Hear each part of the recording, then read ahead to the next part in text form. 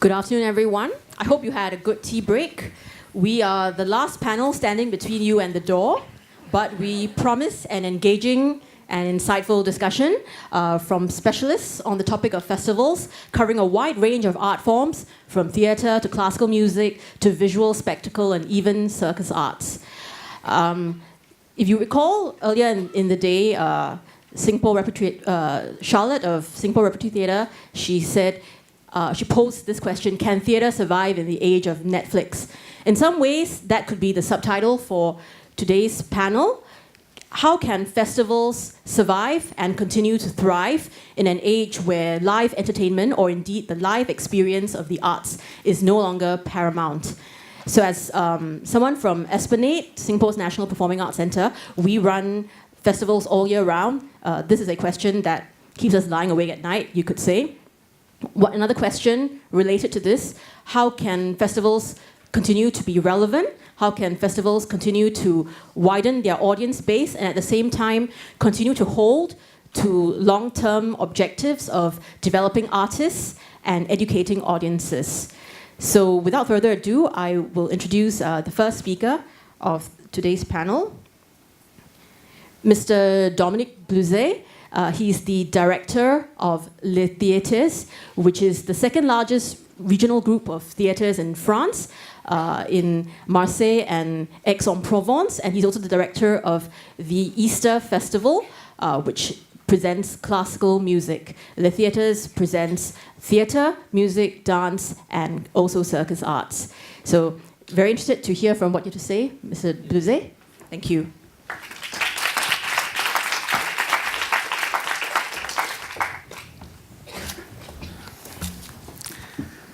First, I want to ask to excuse my English. If I forgot a letter or a hash, I'm sorry. I feel a little bit alone in this moment. Like a lonesome one cowboy. I would like to thank His Excellency Marc Abensour, the Ambassador of France, and his teams, as well as Mrs. Rosa Daniel for their warm invitation. I would also like to thank the National Gallery for hosting us today. It was important for me to come with a part of my staff in order to feed ourselves with the different experiences on this so innovating territory. One of my missions is also to invite Singapore in France through his orchestra, for example, or the ballet, to organize exchanges between France and Singapore in order to learn from each other.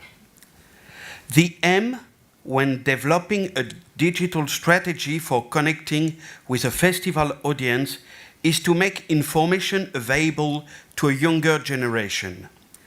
A festival can become a habit. People come back every year. They include it a part of their holiday. Audiences' number remain stable, and this sometimes makes us forget that without a permanent quest for new audiences, a festival can get old. It is crucial for us to connect with audiences under 30 and to try to understand their expectations so as to attract them to the festival. We feel it's urgent to invest in the development of fun, amateur practices, and a chatbot that allows people to interact with the art and the project as a whole.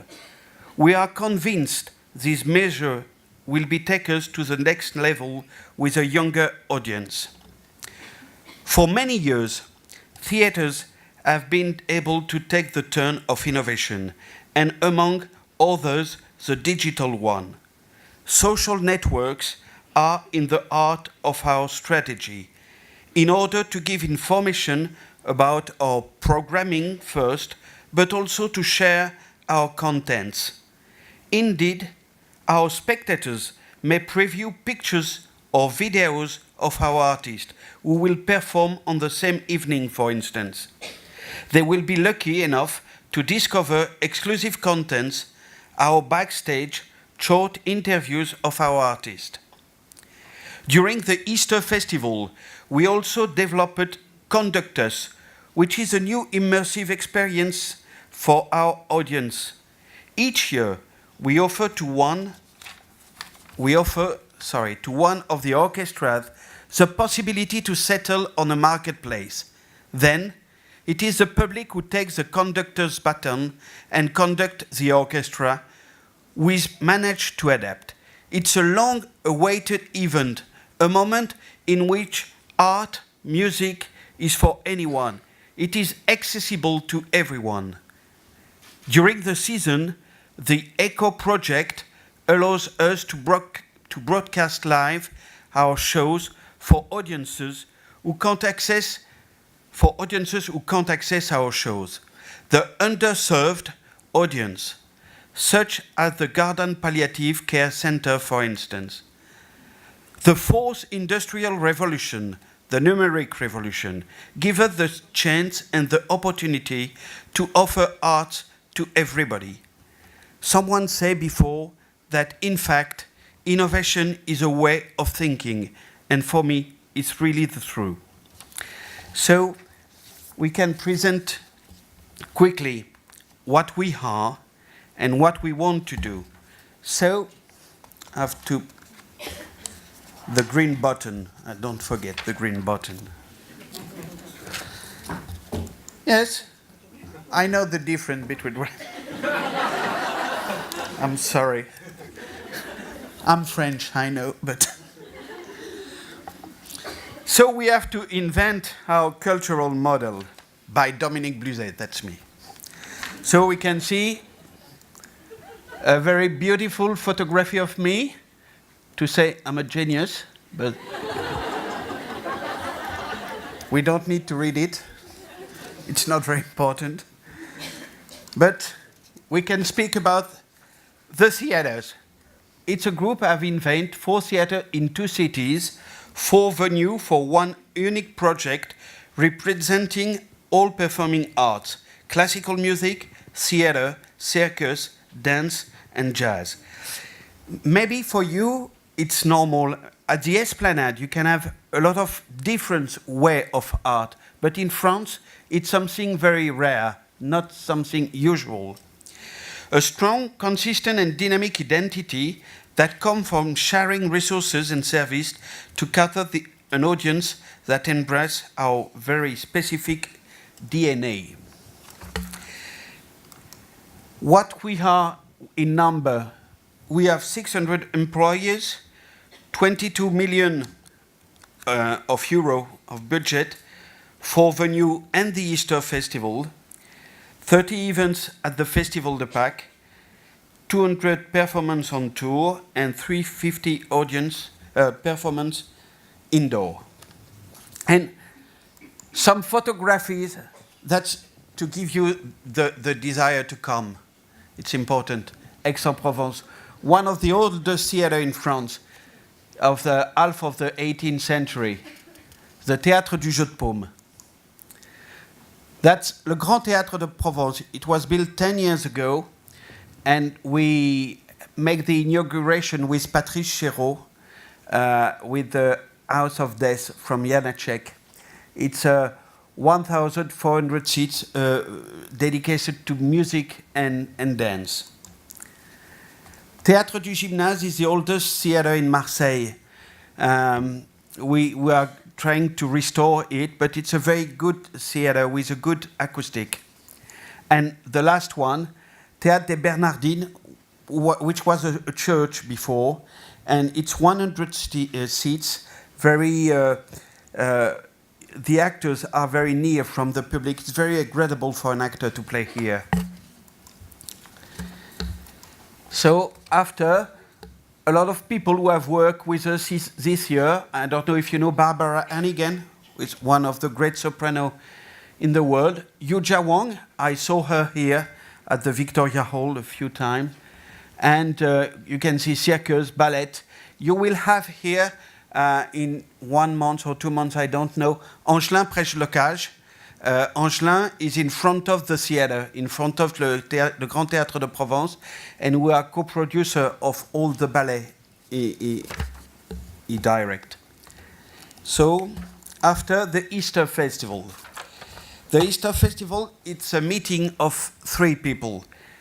Me, normally. I hope so.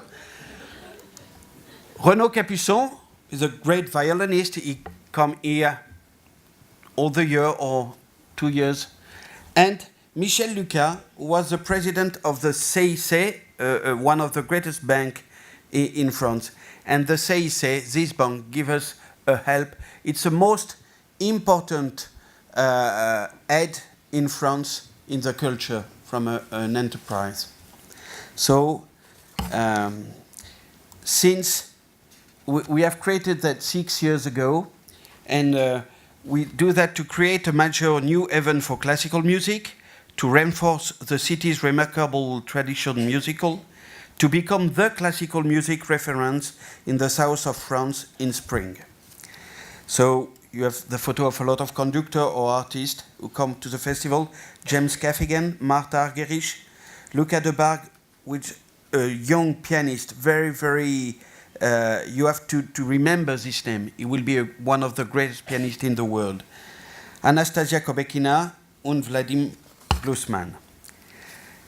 The Festival de Pâques, in the next edition, it will be in 2 weeks. It's from the March 26th to April 8th. You can take your plane ticket.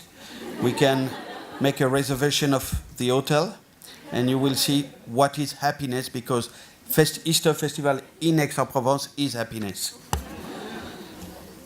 And I can give you the number phone for the reservation. So, a lot of artists who came, the artist of the festival, Gustavo Dudamel, and so on, Yo-Yo Ma, you will see. Festival de Pâques, a few things. One founder sponsor, the CIC. The audiences is 22,000 spectators, 30 concert event, an artistic budget from more than €1 million, and 900 artists who are working on the 5th edition. But we are not here to speak about that. We are here to speak what we want to do in innovation. We have 2 paths. We have a technological innovation and a social innovation. The technological innovation and the arrival of the Festival de Pâques within the collective of the theatre paved the way for innovation in a number of areas. With regard to in-house organization in tandem with the seasoned teams at Les Théâtres, with regard to appealing to new audiences, developing our social media presence and digital communication, MySpace, Facebook, newsletter, Twitter, Instagram, and so on. And down the line, in use of the new form of digital communication, using chatbot like Ask Mona to reach new audiences, developing amateur practices and the cultural audience of tomorrow, Nomad Play. These 2 young startups are here, and if you want, at the end, you can speak with them. Ask Mona. Ask Mona is a leading cultural startup in France, recognized by the French Ministry of Culture, BPI. BPI, it's a bank of investment. BPI and Viva Technology, they provide chatbot solution for cultural venue. They deliver personalized information to future visitors and create meaningful mediation experiences. We decide to work with them to create a digital, interactive, conversational presentation of our 2019 season. With a chatbot based on Facebook Messenger on our website, we will be able to open a new path to engage our audience. It will involve image recognition, natural language processing, and a strong artificial intelligence system. Normally now, we have Sorry, it's in French.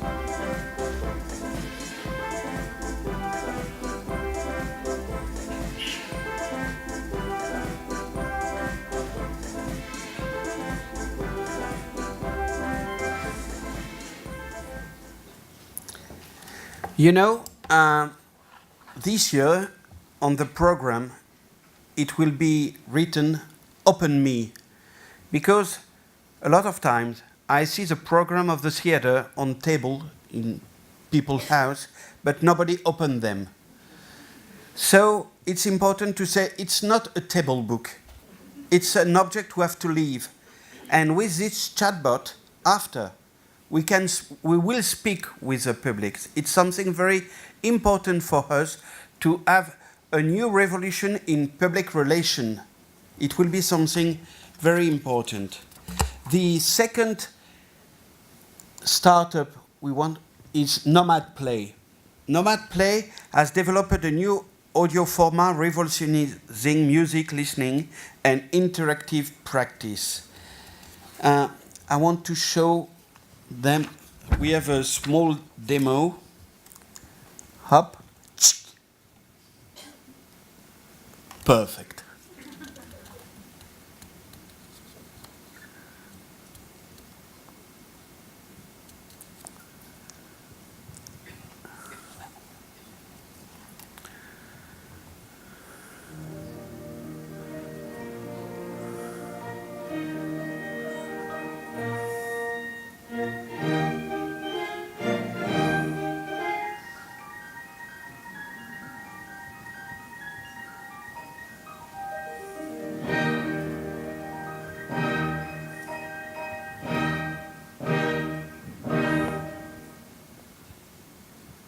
We are so intelligent.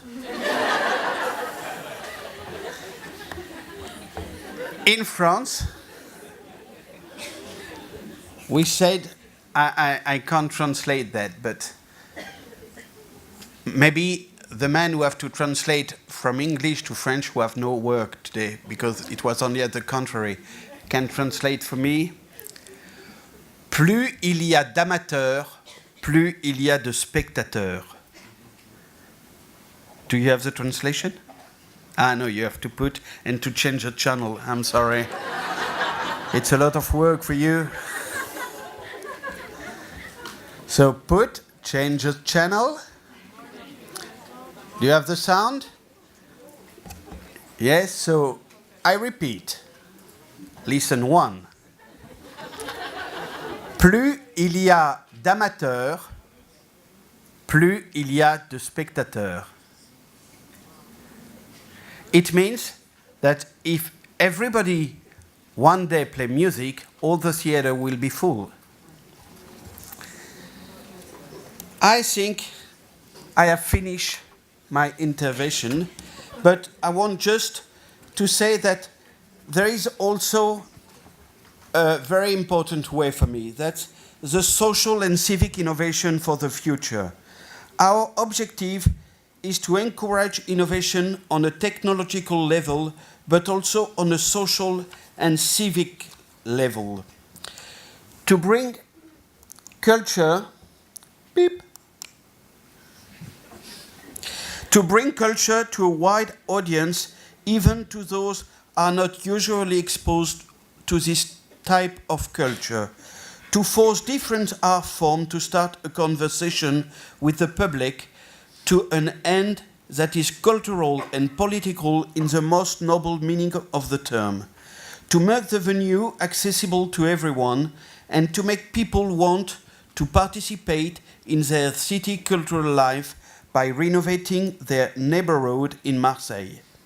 Through fine art, through les Dimanches de la Canebière, our cultural Sunday, And through ASAMI, which is my foundation, and mediation, the social and civic commitment is also representative of the civic role culture must take on today. And at the Festival de Pâques, with Festival pour tous, Festival for All, our goal is to encourage the training and employment of young musicians, instrument CIC, Michel Lucas Prize, master classes, Generation at Aix. A number of musicians have gone on the win Victoire de la musique classique in France, classical victory of music, to follow the career of the young musicians who have taken part in these champs. Thanks a lot, and I hope you will have any questions.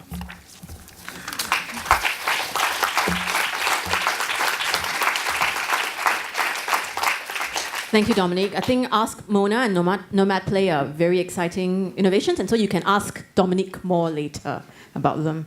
So, French. Oh, okay. He will be taking questions in French. So don't forget to turn on your headsets later.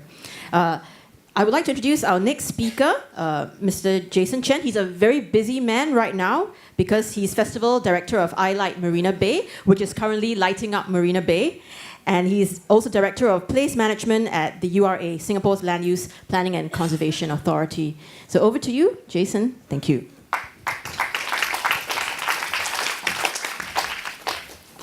Thank you, Clarissa. And good afternoon to all of you, ladies and gentlemen. Thank you very much for having me here this afternoon. Sorry, did I touch something? All right. I'll just quickly start off my section with a short video clip to give you an overview of what I Light Marina Bay is all about. The video, please.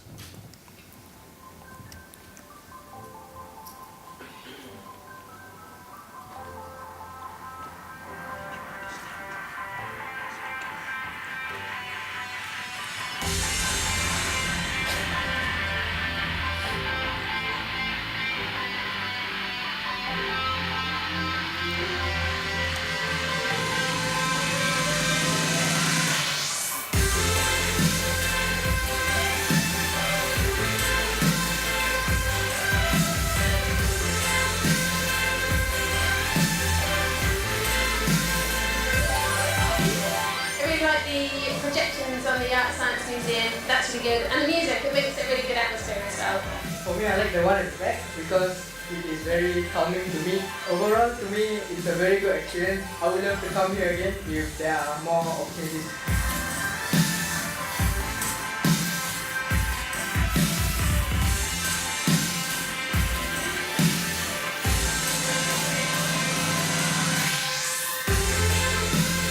It's fantastic. It's very colourful. Clearly, the kids are having a fantastic time.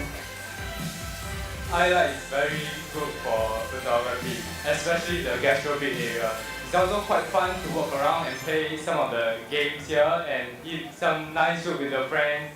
Yeah, I think it's a very good experience.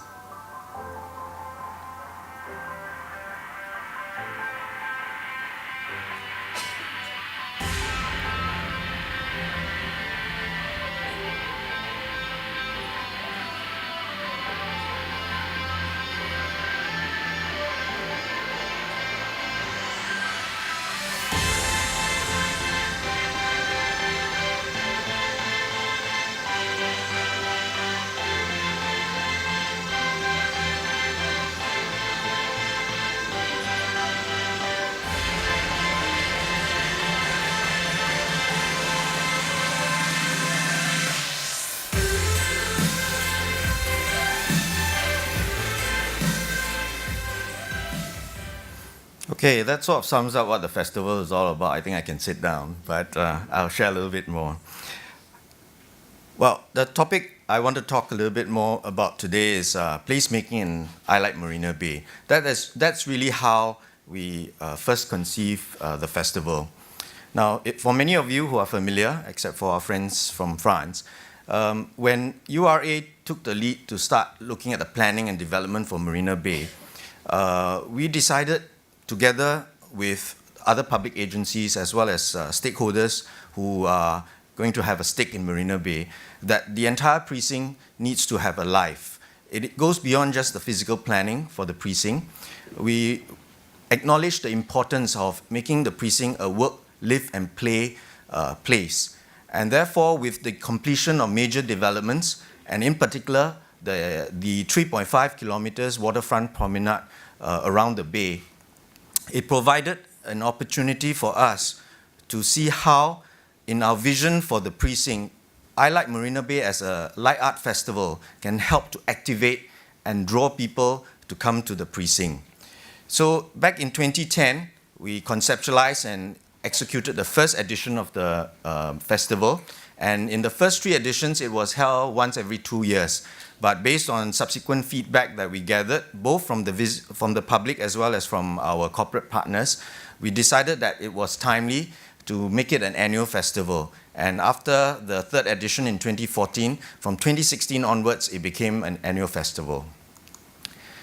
Now, if you're wondering about the name of the festival, then really I'd like to explain that the I alludes to the festival's emphasis on innovative content. I think the intelligent use of lighting is very important for us when we present the art installations, because at the very basic level, when you talk about light art installations, obviously it is about lighting a piece of art.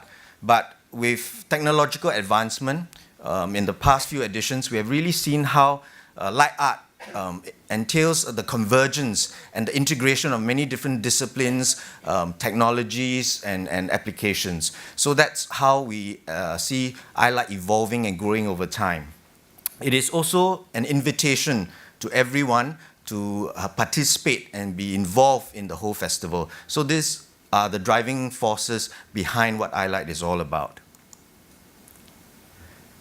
Now, to date, with this year's festival, we have presented a total of more than 150 artworks. So this is something that we are quite proud of, because these artworks come from not just Singapore artists, but also from artists and studios, design firms from all over the world.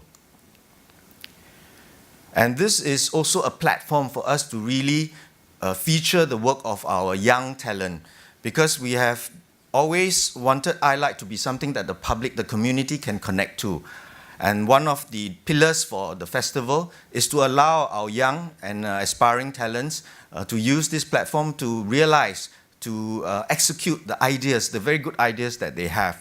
And through this festival and through the work of through working with the schools, we were able to extract this from our youngsters, and we're very pleased to see some of their works being very, very successful.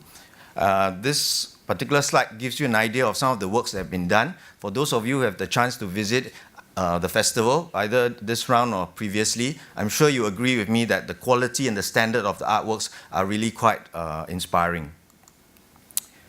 Now, just to give you a snapshot of how we have done in the last few editions, including this year, in total 6.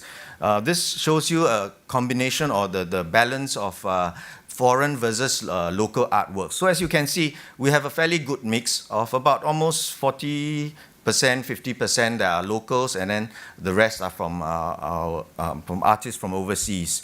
So this is important because we believe that the festival is about connecting and reaching out to not just the local art community, but as well as the overseas art community. And we want to present works from overseas to allow Singaporeans to be able to experience it if they really don't have the chance to visit other festivals.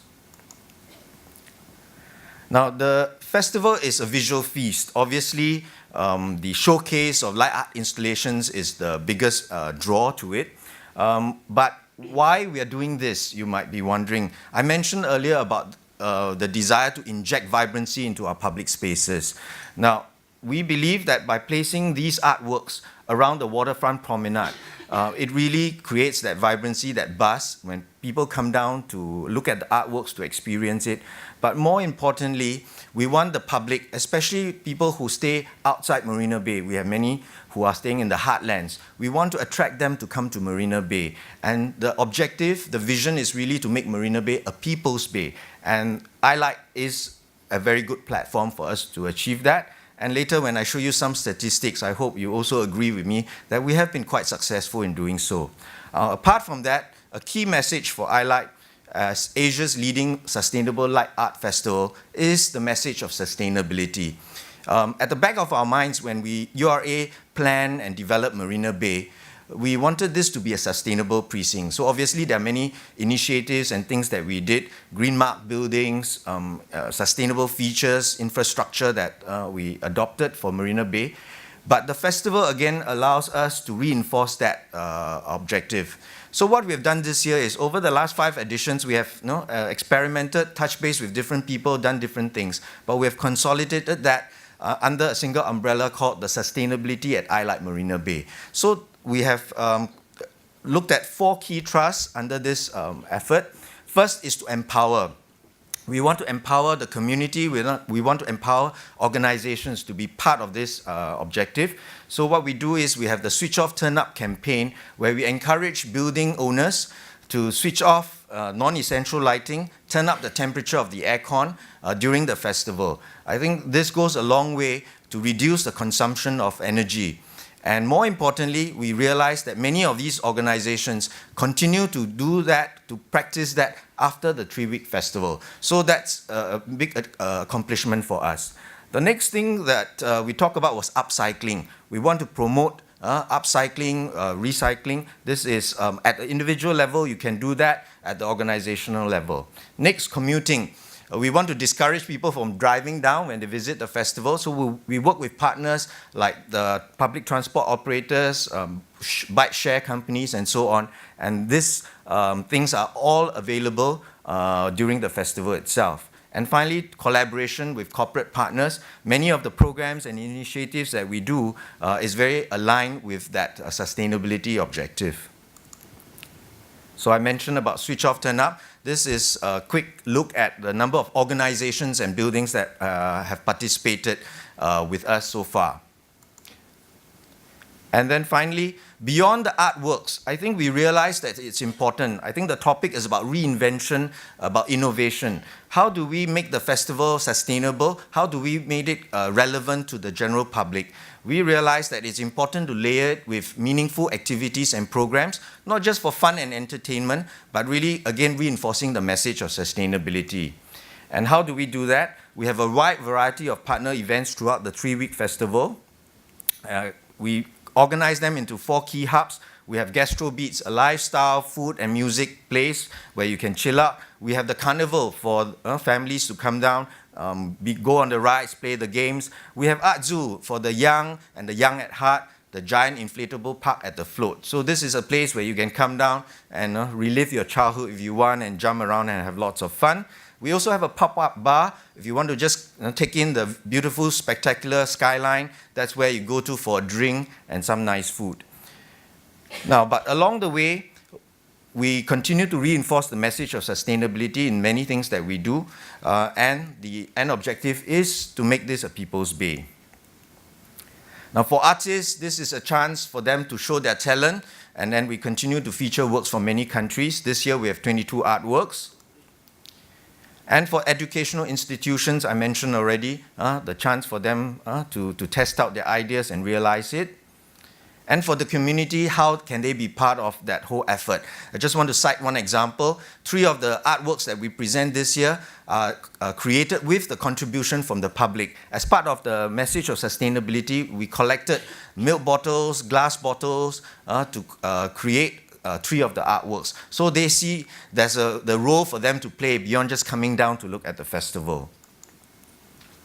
And for innovators, entrepreneurs, this is also a platform for them to test out new ideas. Cradle to Cradle, a piece by DP Design, experimented with this technology that allows them to generate light with kinetic energy. So that's something new that hopefully can have more extensive applications beyond the festival. So what have we done and what have we achieved? I think visitor numbers tell us that it has resonated, connected with the public, so we're very encouraged by it. Last year, in actual fact, we hit about 1.5 million visitors over the 3 weeks. Of course, some of them came back twice because it wasn't easy to cover all 22 artworks in one single night, so they were repeat visitors, but that's the number that we saw. We hope to do better this year. Media value, I think that speaks for itself. I'll just quickly move on. In summary, I think if we were to be asked what is so unique about iLight, I think the message of sustainability, how we advocate and push for it is important, because that is how we see that having some relevance to the public, to visitors. Placemaking, we want to make it a people's bay. It's about activating the spaces and allowing people to identify with Marina Bay as something that is part and parcel of their home in Singapore. And connections. When we present all these artworks, it's about reaching out not just to the local community, but our friends from overseas. So I would say these are the three key tenets that drives us, that motivates us. And finally, a little bit of promotion. I think we have just started this year's festival, but next year's iLight will be an important, a very significant one. iLight Singapore, or iLight Marina Bay, will be renamed just for that year as iLight Singapore, the bicentennial edition. For some of you who may not have heard, 2019, we will be commemorating Singapore's bicentennial. So iLight has been tasked as one of the few major events to kick off several months of commemorative events. It will take place earlier, from 28th of January to the 24th of February. Now, I'm doing a bit of promotion here because we would like to invite our friends from overseas, and through our French counterparts, we hope that you can share this information with the art community in France, and hopefully we will receive some good proposals from them as well. So just quickly to touch on, the bicentennial is about Singapore's connection to the world. The theme next year is Bridges of Time. Bridge because I think as a tangible structure, it connects people. As an intangible idea, it is about the connection over time. And all these can be visually represented by light art. So we think that it's really an apt theme that we hope to be able to showcase works that will reinforce or talk about this particular theme. So I won't bore you with the details. Information is ready on our website. So please feel free to go in and disseminate that on our behalf. So with that, I come to the end of my section. Sorry for taking a bit longer, but I hope that has been useful for you to understand a little bit about what iLight Marina Bay is all about. Thank you. Thank you, Jason. From placemaking and light installations, we turn to contemporary art and the Biennale. Allow me to introduce our next speaker, Dr. June Yap. She is Director of Curatorial Programs and Publications at the Singapore Art Museum. And among the exhibitions she has curated are No Country, Contemporary Art for South in Southeast Asia for the Guggenheim, and Ho Sun Yen's The Cloud of Unknowing at the 54th Venice Biennale. Put hands together to welcome Dr. June Yap.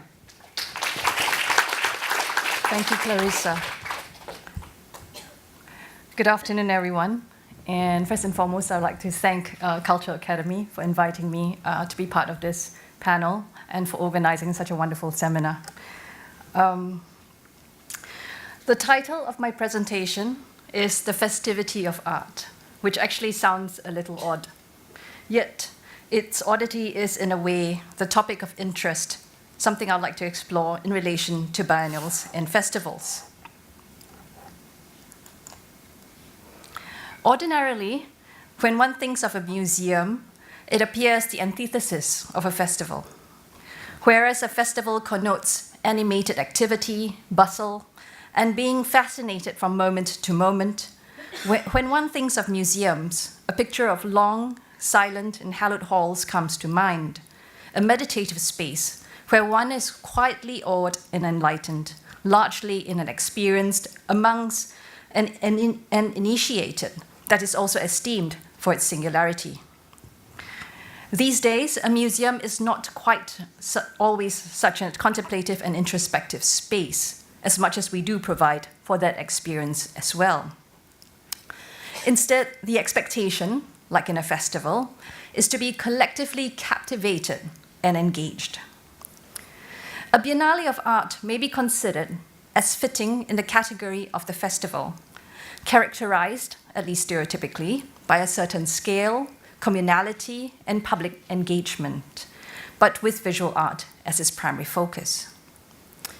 For my short remarks, I will speak briefly on the history and form of the Biennale of Art in relation to the framework of the festival, in order to consider the opportunities for the continued relevance of the Biennale and, by extension, the festival. In so doing, what I offer up for this discussion is the notion of introspection and contemplation that the museum experience offers, but in the context of the festival and Biennale. As an accompanying visual commentary, I have a few slides of artworks, all by Singapore artists, at a variety of biennales and such exhibitions of scale. This first image is of the work The Cloud of Unknowing by artist Ho Zunian, presented at the Singapore Pavilion of the 54th Venice Biennale International Art Exhibition in 2011. It is an installative work comprising video, sound, and timed smoke machines. In subject, the work references a medieval 14th century mystical primer for aspiring monastics and an aesthetic exposition by French philosopher and art historian Hubert Damisch on the subject of the cloud in Eastern and Western art. It is not my intent to explain the work that I have on the screen. Time does not allow. Rather, they are for your enjoyment or distraction and contemplation as I proceed, even as these artworks do lend a partial parallel commentary to my remarks, in this case with regards to the history and roots of the Biennale and of convergences. The Venice Biennale is considered and prides itself for being the oldest and longest art biennale in the world. It was established in 1895 when the first international art exhibition was organized. The event then expanded in the 1930s with music, cinema, and theater, and architecture coming on board in 1980 and dance in 1999. It has been put forward that the Venice Biennale has since spawned some 150 Biennale events in various countries. But the Venice Biennale did not emerge in a vacuum. One might consider, as its antecedent, half a century before it was established, the World Expo. The first World Expo was held in 1851 in London. Its purpose, to promote the triumph of the British Empire. However, in terms of the fine arts of the time, it was French painting, going back to the 17th century French Royal Academy of Fine Arts that had the goods. Nevertheless, in model, one might say that the World Expo propagated a certain form and frame for a global outlook that one finds familiar too in the Biennale model. That is, of the exposition and positioning of global players. In the case of the Biennale of Art, it is the global artists or global artists to be who are being presented. Chia Chuya's Knitting the Future is a performance by the artist involving leeks, a plant that has a place in the culinary and cultural consciousness of the Teochew people, Chinese immigrants to Malaysia from Chaozhou of eastern Guangdong. For the artist, the use of the leeks thus reflects her genealogy. In this performance, the artist spends hours knitting the leeks into a full-length garment in a commentary on history, consumption, ritual, and the future. In form, a suit to protect the body from an unknown, an armor of sorts. In observing Chuya's work in this context, I wish to highlight the notions of lineages, histories, and futures, particularly the acts performed in the shaping of these. Back then to the subject of biennales and festivals, in the light of this history of celebration of empire, it is interesting to note that the beginnings of the Venice Biennale, In 1895, Venice was far from the bustle and stature it enjoys today. The Biennale was originally intended as a regularized patriotic tribute to the wedding anniversary of Queen Margherita of Savoy. However, the city's administrators capitalized on this occasion to develop a fair in order to build up a tourist economy and to compete for standing in artistic recognition. It would appear that not a lot has changed since. Biennales continue to bring traffic and interest to a city, and affirmation and recognition follow the artworks that are presented at biennales. Amongst biennales that, like the Venice Biennale, go back in time, of note are the Carnegie International that launched not long after the Venice Biennale in 1896, Sao Paulo Biennale in 1951, Documenta in 1955, the Sydney Biennale in 1973, and the Jakarta Biennale in 1974. As one might then note from this list of biennales over time, its form has also begun to morph. After all, the product of time is a product of change. A key aspect of the biennale is its repetition. And one might say is surfaced in Chuya's work of knitting, of repetitive acts and pattern making. In its cyclical character, a biennale recalls the ritual, a resemblance that would seem valid in the observation of its repeated invocation in name and its rehearsed and recognizable form and format. But one might also then suggest that the biennale also takes on the guise of the carnival, in the festivity that it embodies and engenders, particularly during its opening. Whereas the carnival is generally associated with expression and festivity, and the ritual associated with symbolic, cultural, and social performance, the two are not so different. That is, rituals can be high-spirited, and carnivals can have symbolic and transformative purpose. In relation to the biennale, though, perhaps the point to be made here in relation to festivals, rituals, and carnivals is that the biennale embodies some aspect of each, ritualistic in cycle and custom, and embracing the carnivalesque and the festive in form, engagement, and experience. I would like then to add to this an aspect that extends from the idea of the festive. This is the definition of the festival as a time of enjoyment and of a moment of feasting. In 1997, Matthew Nui was invited to participate in the Documenta exhibition at Castle, which is held every 5 years. There, he presented a multi-part work titled You Can Order and Eat Delicious Popiah. Popiah being a spring roll comprised of a thin flour wrap or crepe around fresh, raw, and blanched vegetables with a sweet and spicy sauce. Versions of this roll are found in Singapore, Malaysia, Vietnam, Thailand, and Taiwan. The parts of Matthew's presentation included an installation of PVC pipes through which the artist communicated with audiences who wanted to order and eat the delicious popiah, a kitchen where the popiah was being made, a film examining assumptions of cultural identity, and an anamorphic chair which looked whole but defied sitting. The image you see here is of the ordering and making of popiah, where the visitor would communicate with Matthew via the PVC pipes, with Matthew responding and having a conversation with the visitor via a computer screen. The detachment of artist and visitor trying to engage with and understand each other, and the uncoupling of popiah to its taste, if it in fact was delicious, was of interest to the artist in considering the cultural exchange that the exhibition presupposed and provided an opportunity to test. But beyond this actual act of eating, which Matthew's work deconstructs, to feast is also to partake with a certain gratification and delight, such as in the phrase, to feast one's eyes on something. But what would one wish to feast upon in a biennale or festival of cultural fare?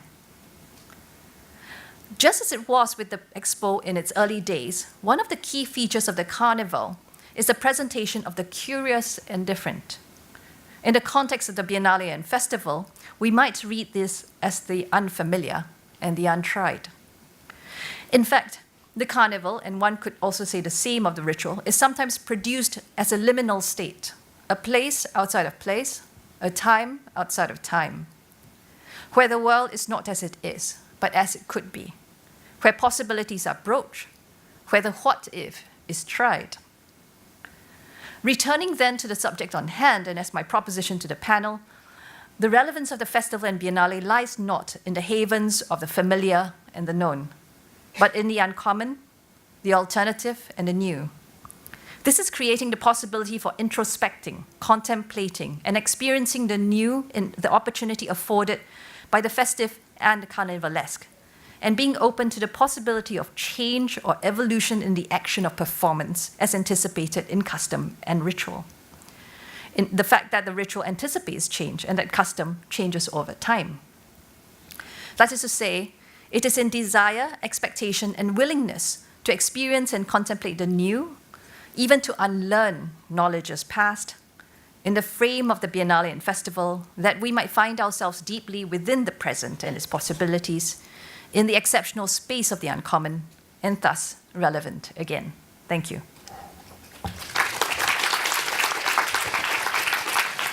Thank you, June. Our final speaker, Ms. Angelita Teo, is Director of the National Museum of Singapore, and since 2012, she has run the Festivals and Precinct Development Division of the National Heritage Board. She's the Festival Director of the Singapore Night Festival, which I believe is her topic today. Over to you, Angelita.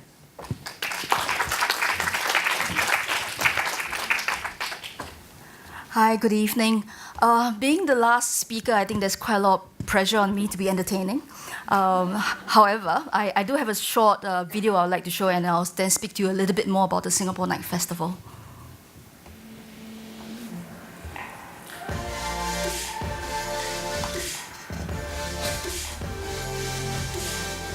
Hi everyone, thank you for supporting the Singapore Night Festival for the last 10 years. It has been 10 magical years, and we look forward to the next 10 years with your continued support.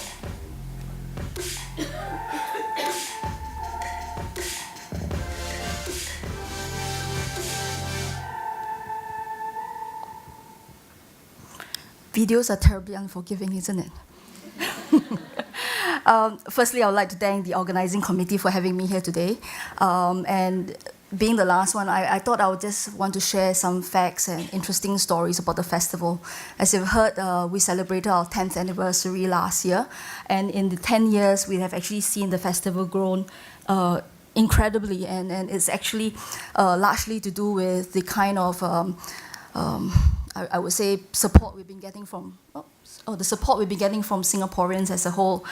The numbers that you see there is actually based over 3 days. So for 3 days in the inaugural year in 2008, we had about 60,000 people visiting the festival.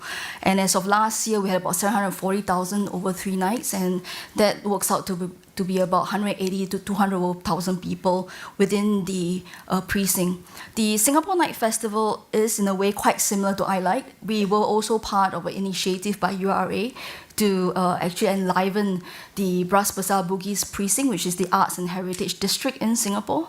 And over the years, I think we have prided ourselves that from just moving beyond just being a precinct event, we have now seen as a signature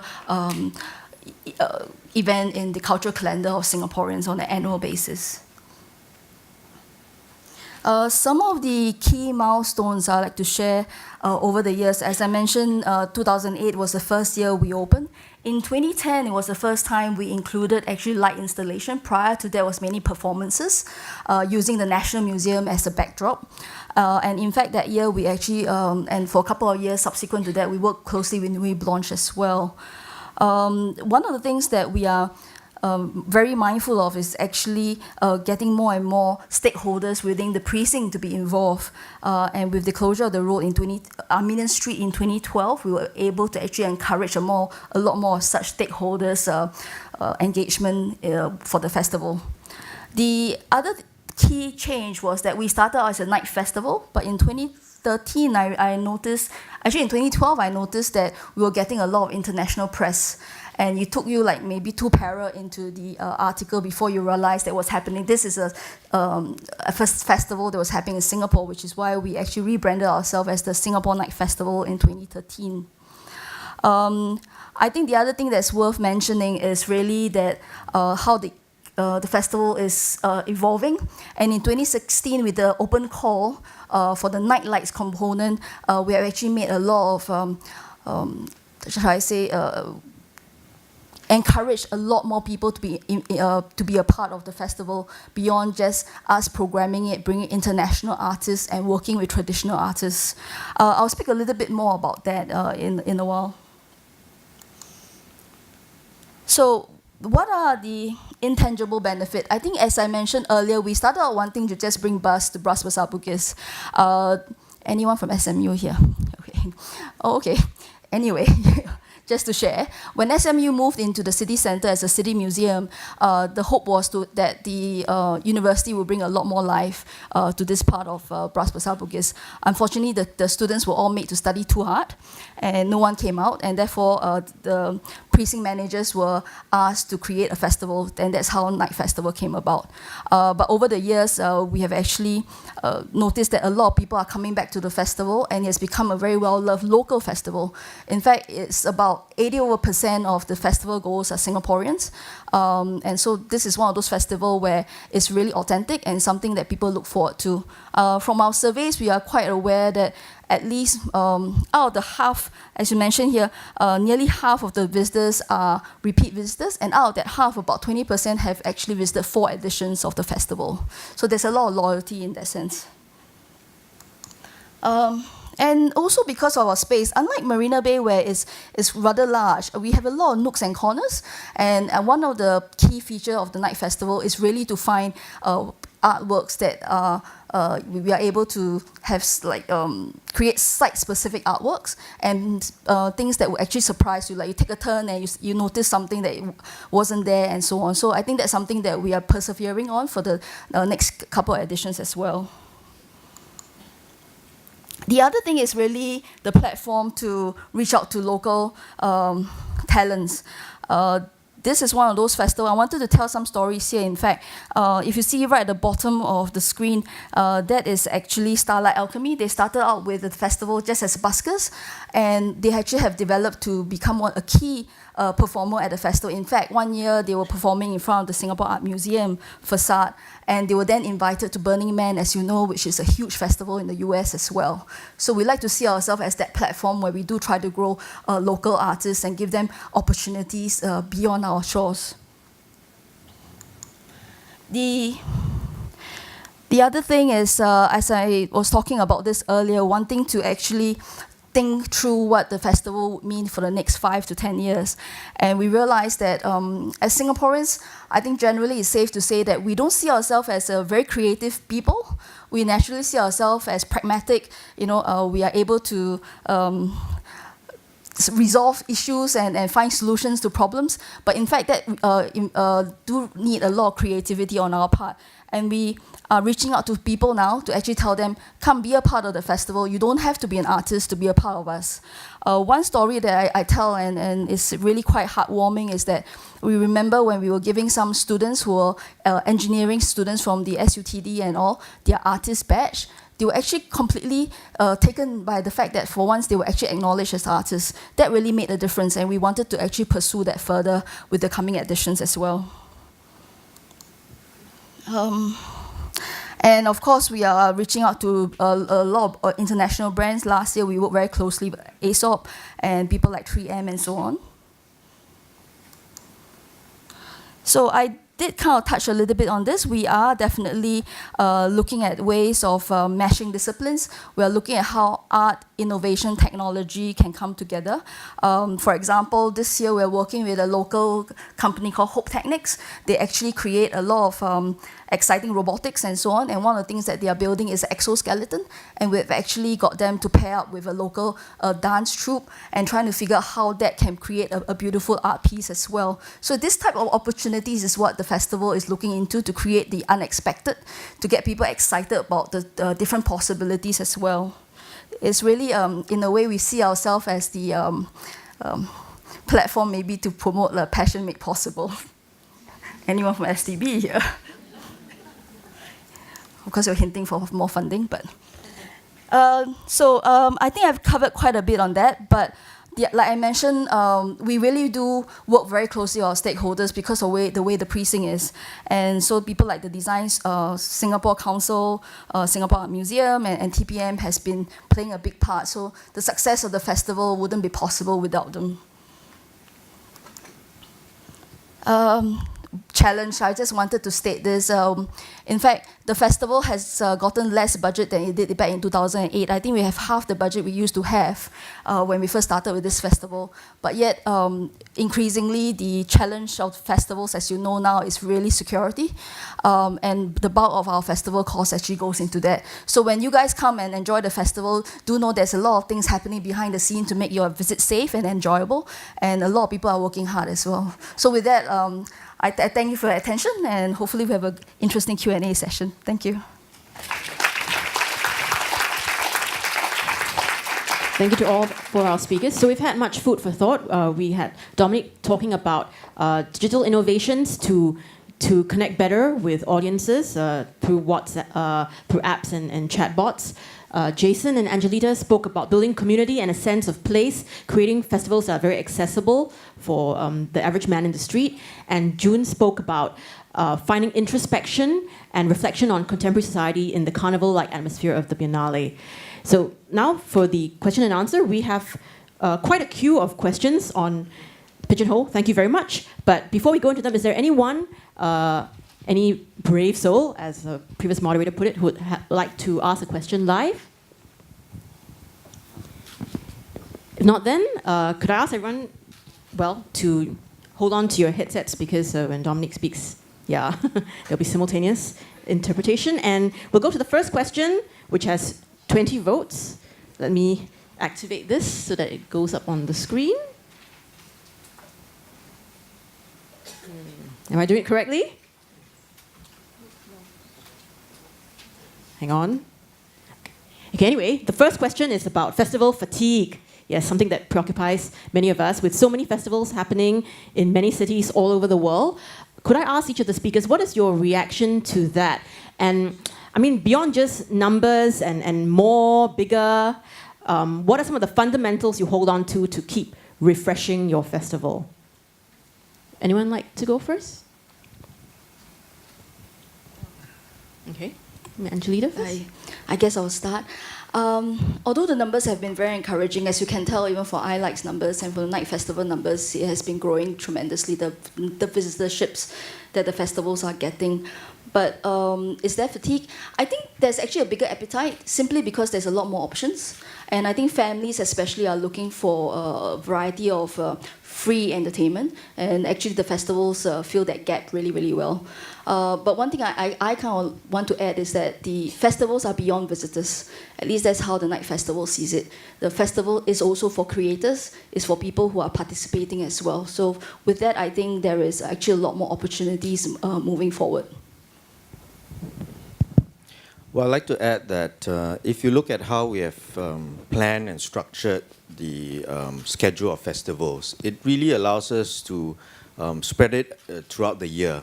And after every few months or so, a festival comes up and there's something for the public to look forward to. I think this is important because for URA, we are talking about enhancing the livability of the city. And very often, many years ago, for some of us who have the opportunity to visit cities overseas, we usually will have the reaction that, wow, if I have this in Singapore, it would be so nice, it would be so fun. And in the last few years, I think with the investment, the government, as well as our partners in the private sector that we have come together and put in to organize festivals like Night Fest, iLike and Like Tonight and so on. I think this is the opportunity for us to enhance the experience that our local community, visitors to Singapore can have when they are here. So that's important. So to answer the question, I don't think there's festival fatigue. If we do it right, if we ensure that the formula for each festival is not the same. There's always something unique that we put out. iLike has advocating the cause of sustainability. So it's not just about putting light art installations out. Likewise, I think Night Fest is not just about that, not just about the performances on its own. So all these are important factors to ensure that these festivals continue to be relevant, and we push the boundaries to experiment with new ideas, do more things. So I think as a whole, we don't foresee that being the case for now at least. Yeah.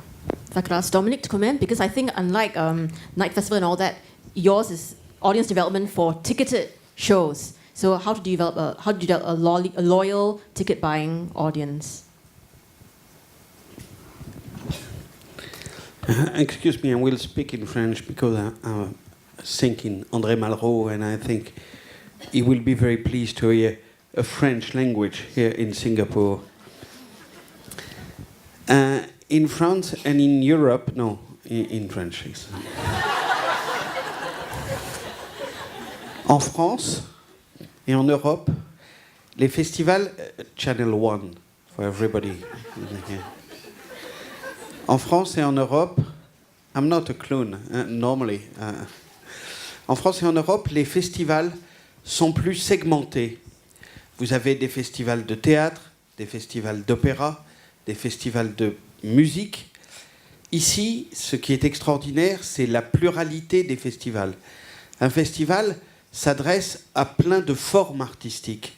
Ce que chez nous, nous avons énormément de mal à faire. Chez vous, un festival, c'est une fête.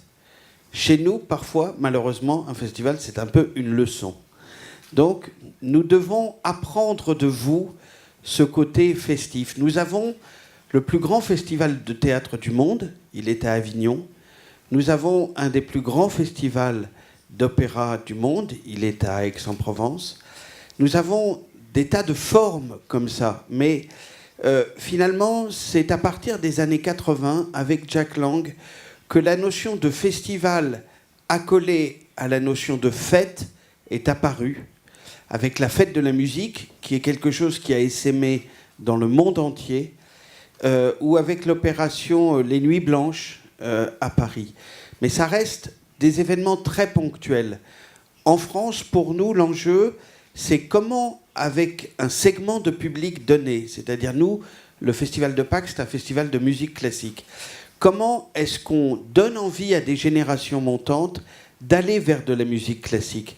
Ce qui est, il y a une œuvre de pédagogie dans un festival qui n'est pas simplement la notion, encore une fois, de on accueille le plus de gens possible. Elle est formatrice, elle est pédagogique, elle peut être militante aussi, et c'est pour ça qu'aujourd'hui, les nouvelles technologies, elles nous permettent aussi de nous ouvrir au reste du monde et d'apprendre du reste du monde sans nous enfermer dans cette idée que nous avons très ancrée en nous, c'est qu'en France, on est beaucoup plus intelligent que les autres, et je vous promets que ça n'est pas toujours vrai. Voilà. Can I add to this? Yeah. So I guess my point in my presentation is also that for these kinds of events, that it is not just about what is spectacular, but also that there is a possibility for a moment of introspection, for contemplation. There is, opportunity for reflection, even in this kind of, an animated environment, and that we should be quite mindful that this option is in fact there.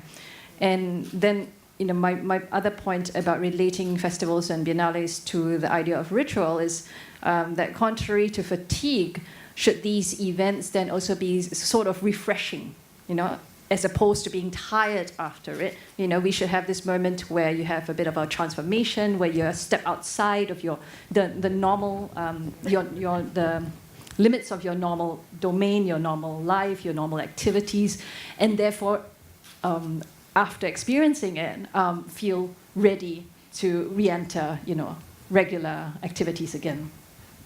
Thank you. So we've got a question for Jason on iLight. Let me just hit that so that it flashes up on the board. Right, so for iLight, are light installations contrary to the sustainability message? How do you ensure minimal energy wastage and sustainability in carrying out the festival itself? So I would point out two key things that we do. The first one is in the call for proposals from artists. In the brief, we consciously encourage these artists to look at how they can be sustainable in presenting their artworks. So through the use of energy-efficient lighting, the use of recycle or upcycling materials, we are able to then ensure that the consumption of energy, the sustainability aspects is as far as possible addressed. The second key thing I mentioned earlier was the Switch Off Turn Up campaign. Now, in the first few editions, we actually consciously did an energy consumption audit with all the buildings participating, and the amount of energy that we saved actually, when we look at the amount of energy we consume through the use of sustainable practices and materials, there was net energy savings that we were able to have with every festival. So that gave us the consolation that what we are doing, while there's some measure of energy that we consume, the festival continues to be sustainable. It's not a case where, oh, wow, we are using so much light to light up all these installations. That's why the whole sustainability campaign must go hand in hand with light art installations. Otherwise, it's not going to be very sustainable in the long run. And we continue to push on that front to make sure that we are able to achieve that. Thank you, Jason. I have a question for Dominique regarding Ask Mona. So I think in Singapore we have had some chatbots for visual art exhibitions, which are long-running exhibitions. But Ask Mona is a chatbot for a performing arts venue, and I'm sure with any such venue there are many events. There's a high turnover of productions and concerts all throughout the year. What are some of the challenges of doing a chatbot for a performing arts venue, and how did you overcome that in terms of the design and information and all that? Quand on a commencé à travailler sur le sujet, l'idée pour moi c'était qu'on faisait, je sais pas, 80 000 programmes par an qui servaient uniquement au moment de l'abonnement, c'est-à-dire au moment, au mois de mai, où les gens choisissent leur spectacle et viennent. Ils choisissent 5, 10 spectacles, et après le programme ne sert plus parce qu'il devient un objet mort. Quand je me suis posé cette question, je me suis dit, finalement, qu'est-ce qui peut rendre un programme en permanence vivant ? C'est le fait que, quand on l'ouvre, on n'y trouve pas des images figées. C'est-à-dire qu'en ouvrant le programme, on doit pouvoir, par le biais du chatbot, rentrer en contact tout au long de l'année avec des artistes, et on doit essayer, nous, de susciter le désir tout au long de l'année. C'est un défi parce que sur un festival, il y a une attente des gens. On se demandait comment est-ce qu'on renouvelle le public, comment est-ce qu'on fait pour qu'il ne soit pas fatigué. Mais un festival, c'est un événement, une saison, c'est comme un marathon. Il faut courir à la même vitesse pendant une longue période. Le chatbot, c'est celui qui va vous permettre de vous ravitailler tout au long de l'année, tout au long du parcours, et faire en sorte que le programme ne soit plus un objet mort. Donc pour nous, l'enjeu du chatbot, c'est d'être un nouveau mode de relation publique qui va bouleverser la manière de travailler pour les équipes, c'est-à-dire qu'au lieu de dire on envoie un programme, les gens s'abonnent, et puis ensuite on fait une communication classique pour remplir la salle, on va pouvoir les renvoyer à une page. Tiens, aujourd'hui, ouvrez le programme, page 22, et allez dialoguer avec tel chef d'orchestre ou tel chorégraphe ou telle chose. On va pouvoir susciter, grâce au chatbot, le fait qu'il rouvre le programme. C'est pour ça que je disais que cette année, sur la page de la couverture du programme, il y aura écrit « Ouvre-moi ». Parce que c'est important que ce réflexe ne cesse jamais. Et le chatbot, il doit être la contrepartie de ce geste d'ouverture. J'ouvre mon programme et je peux parler à quelqu'un, parce que le programme, c'est pas un papier qui est mort après avoir été utilisé la première fois. Et c'est pour ça qu'avec Ask Mona, on réfléchit à ça. Il y a un grand développement du chatbot et du digital dans les musées. Le spectacle vivant, lui, il doit faire sa révolution pour inventer de nouveaux modes de relations publiques et une nouvelle relation à l'individu quand il est seul chez lui et qu'on veut lui communiquer un désir de l'art.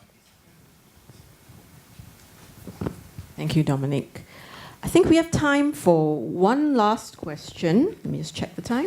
Yeah, because it's almost 5:30.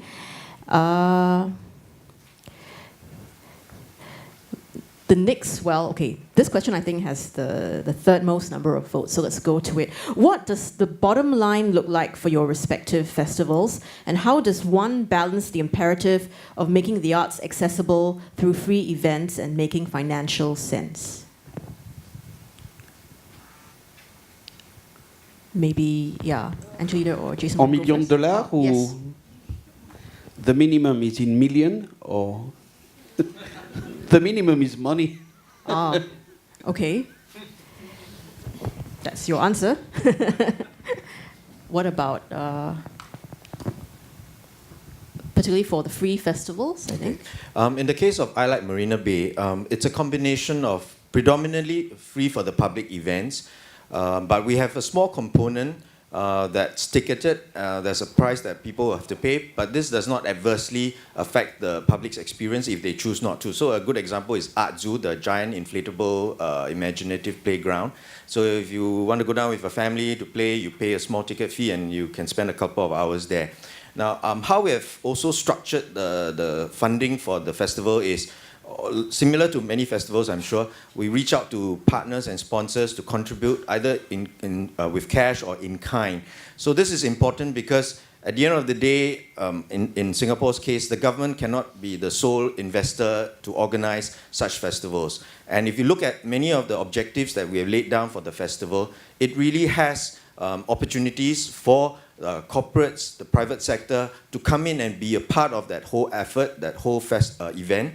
So in this way, we are able to then supplement the funding that we have available to create an event that is free for the public. And we have really seen how these light art installations, when it's easily accessible, the public will appreciate and enjoy it a lot more, knowing that they can come down at any time at their convenience to participate in the festival. Yeah. I think the Biennale is a little different from the festival model, and the challenges that a festival faces is distribution through the city is also quite different, whereby it may enter into more institutional spaces. But that said, the importance of making it accessible is there as well as trying to balance budgets and funding objectives. So I think it is a complex kind of equation that I think all of us here deal with, in making sure that you get the most for the amount of money that is funded, to be able to work with partners, to be able to maximize the kinds of relationships that you can build, and then at the same time make it open to all. And I think perhaps it's really about the driving force of why we even do these festivals, why we do the biennales. It is really about that cultural experience, the fact that we believe that this experience is intrinsic, is important to our lives, and is not something that, it's something essential to our well-being, to our understanding of each other, and therein there is other public goods that go beyond even the financial and the budgetary and even the visitorship. Yeah. I think the Night Fest is quite similar to iLights because we do work a lot with partners. As I shared earlier, we had about 7 partners at the beginning in 2008, and we had about 74 partners as of last year. That number is growing. A lot of them come in cash and in kind, and we work with companies like Apple Pay, for example, who actively comes in to really promote the festival just because of the sheer number of people that attend the festival. I also mentioned that at the beginning, the festival budget, in fact, has drastically been cut since the beginning. And there's a number of reasons for that. I mean, one is definitely the number of partners that have come in, but also because the cost of putting up some of these festivals has dropped in terms of, let's say, hardware. When we first did projection mapping in 2008, it was really expensive. We had to import all our projectors from overseas, from Australia. Today, we have lots of companies locally that actually supplies, and not only supplies in Singapore, we have Singapore companies that supplies to the region as well. So there is that ecosystem going on in Singapore.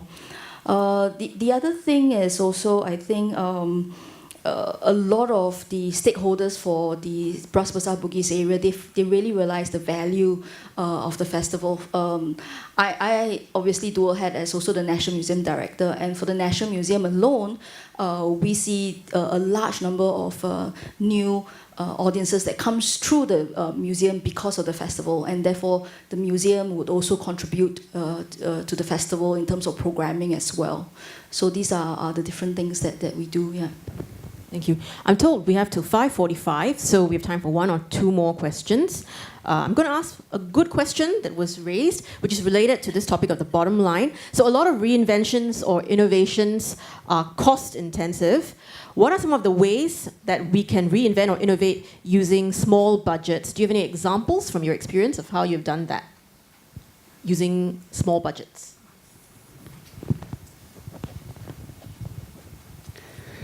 Ce qui est très étonnant, c'est que tous les festivals ici ont augmenté leur fréquentation. Quand je vois tous les chiffres, je suis très optimiste sur l'idée que finalement ce que nous faisons, c'est très utile. Et que plus c'est utile, plus il y a une prise de conscience de cette utilité, plus le public est là. Et ça augmente, là aussi, nos moyens, mais surtout ça augmente pour les décideurs l'idée qu'on ne peut pas vivre dans une ville s'il n'y a pas cette part de bonheur que l'art peut apporter et qu'il est peut-être le seul à pouvoir apporter. Donc, convaincre de cette idée-là que le bonheur est intrinsèque de l'art est quelque chose d'important. C'est aussi pour des hommes qui s'ignoraient auparavant, parce qu'ils habitaient loin, parce qu'ils ne se parlaient pas, parce que c'est la possibilité de se rencontrer. C'est pour ça que nous sommes venus à Singapour, très heureux d'être invités, mais aussi avec le désir de faire venir les artistes singapouriens en France. Nous apprenons collectivement les uns des autres, et c'est un enrichissement non matériel, mais extrêmement important, pas simplement pour nous, mais aussi pour les spectateurs. Vous avez une notion de la gastronomie, nous qui sommes un pays qui se veut être le pays de la gastronomie. Vous avez une gastronomie sur laquelle on a aussi beaucoup à apprendre, parce que, par exemple, les food courts, qui sont une forme de fast-food, nous permettent de sortir de cette idée que manger vite, c'est pas forcément aller au McDonald's. Et que pour nous, cette idée que l'art peut être connecté à la gastronomie, c'est l'idée que les deux peuvent être beaux. Et c'est quelque chose d'important. Donc on s'enrichit de ça. Et nous, on est venus ici pour apprendre de vous et pour s'enrichir de vous.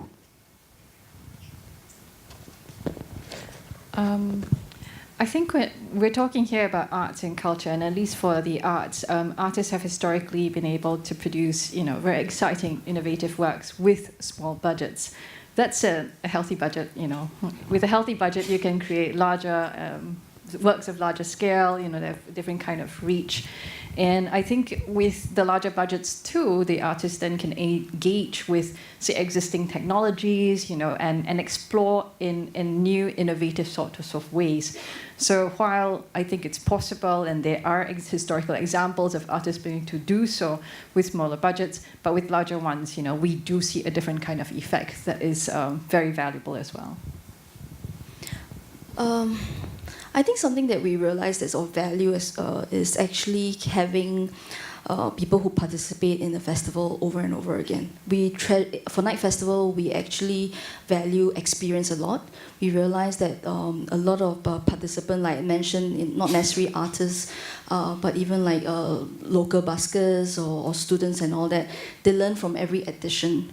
And with every edition, they get better at it, and in a way, they get better at managing the cost as well. And they also have a lot more leeway in terms of reaching out to partners as well. So for example, like the SUTD students that were working with us for the last 3 years, they have managed to not only last year reach out to a new partner like 3M to supply all the materials for the installation work, but it was so successful because 3M got to really test bed their new material, the wear and tear and so on. 3M went back to them this year and said, this year we will support you and give you even more.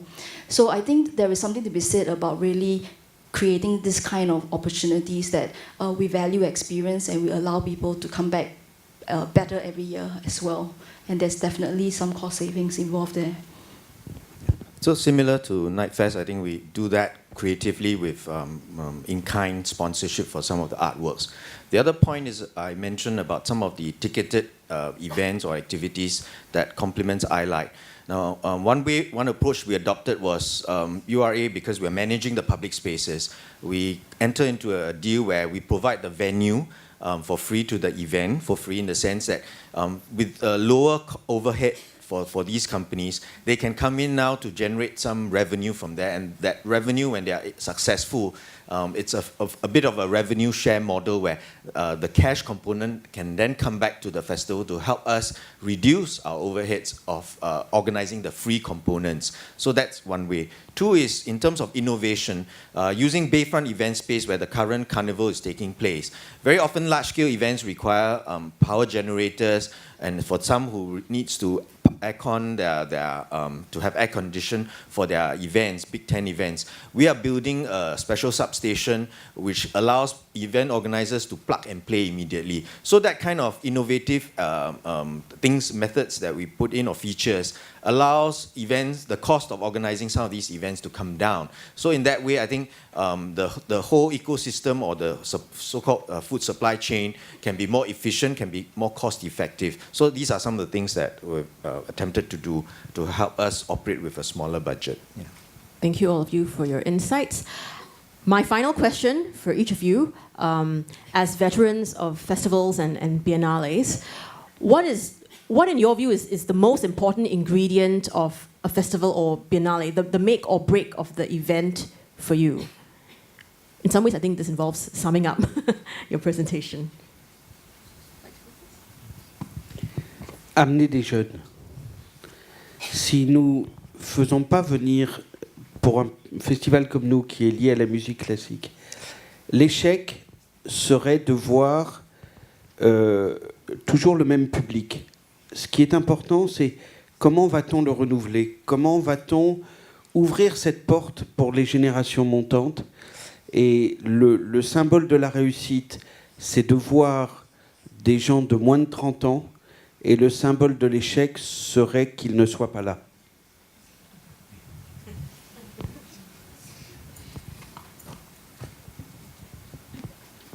For I think it's very simply the ability to connect with the target audience. I think if you put out a message that they can relate to, and it's not just about coming down to have a good time, I think if they understand that there is a very clear message that you're putting out, in this case, the message and importance of sustainability, I think when they enjoy what they see, at the same time, the message connects with them, resonates with them. I think if we continue to build on that, then the festival will enjoy a lot more success and will continue to be able to grow. Otherwise, after a while, people get tired of the same old formula over and over again. I think summing up from what I was saying in my presentation, I guess the bottom line are the artists and the art, and it's very essential that we support and that we create environments and opportunities for art and artists such that there will be that significant and important sort of event whereby your experience is going to be deep.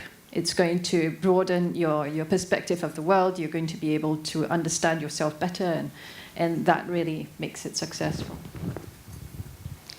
I think for Nightfest, it's really about a gathering of people. I think if by keeping it authentic and dynamic, I think people will continue to come, which is one key element. Like over the years, over social media, you'll always notice that people will say, let's meet again, we haven't seen each other for a year, come together, friends, family, do that. And I think that's the beauty of Night Festival, is the fact that it has created that kind of following among people. They started out with us as, school-going kids, and today they're probably parents, and there's something for everyone in terms of the programming. The other thing is also the value to stakeholders within the precinct as well.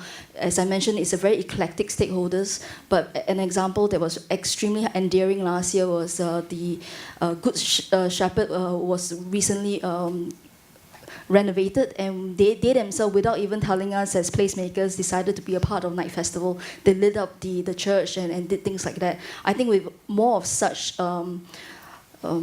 I guess contribution from our stakeholders, the festival will continue to strive. Will you join me in thanking all our 4 speakers for their insights with a round of applause?